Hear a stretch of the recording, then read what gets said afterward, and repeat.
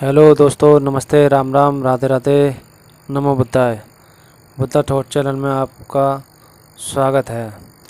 आज हम आपको बताएंगे जो हमारे प्राचीन ऋषि मुनि हुआ करते थे वो यज्ञ क्यों किया करते थे और इस यज्ञ के क्या क्या फ़ायदे हुए करते थे। साइंटिफिक तरीके से भी इसका फ़ायदा आपको बताएंगे और आध्यात्मिक तरीके से भी इसका फ़ायदा आपको बताएंगे। यज्ञ करने से साइंटिफिक और आध्यात्मिक दोनों तरीके के फ़ायदे होते हैं। तो आज हम आपको 10 ऐसे फ़ायदों के बारे में बताएंगे जो यज्ञ करने से होते हैं।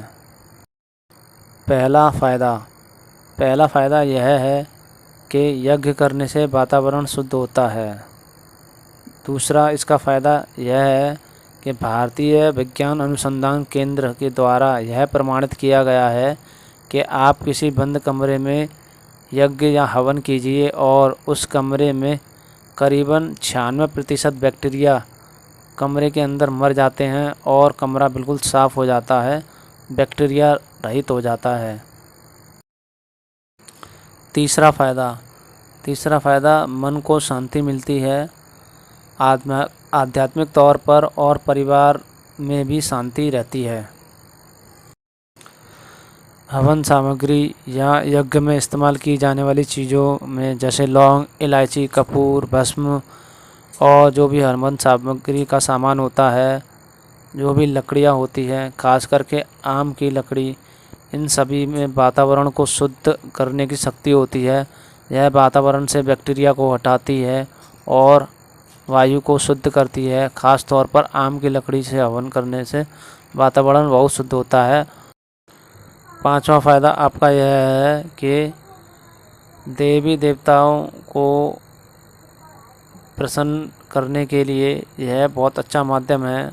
आपके जो भी देवी देवता हैं उनको और परिवार में हंसमुख रहने के लिए सब के सब खुश रहते हैं इससे। छठवां पॉइंट, परिवार के सदस्यों में एकता बढ़ती है। सभी समूहों में इकट्ठा होते हैं और इसमें परिवार के सदस्यों में एकता की भावना जुड़ती है। सातवां पॉइंट, बुरी शक्तियाँ आप पर कोई भी असर नहीं करती हैं। यज्ञ करने से ईश्वर आपकी रक्षा करते हैं और आपका मन भी बहुत स्ट्रांग होता है हर चीज़ से लड़ने के लिए और उसे जीतने के लिए। आठवां पॉइंट, पुराने समय में जो भी ऋषि मुनि हुआ करते थे वह अपने परिवार, राजा के परिवार और उनकी प्रजा के दोष की शांति के लिए यज्ञ किया करते थे, जिससे कि राजा के राज्य में शांति की स्थापना हो सके और वह लंबे समय तक चल सके। नौवां पॉइंट, यज्ञ की धुएं की सुगंध से शरीर में कई प्रकार के बैक्टीरिया मर जाते हैं और आपका शरीर ठीक होने लग जाता है।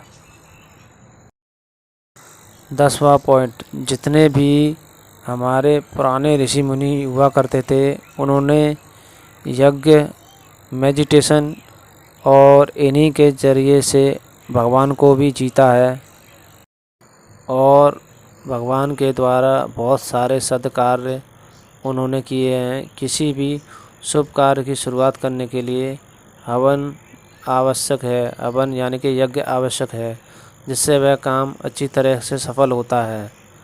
ऐसी ही रोचक जानकारियों के लिए मेरे चैनल को लाइक कीजिए एंड सब्सक्राइब कीजिए। Okay, bye bye and take care.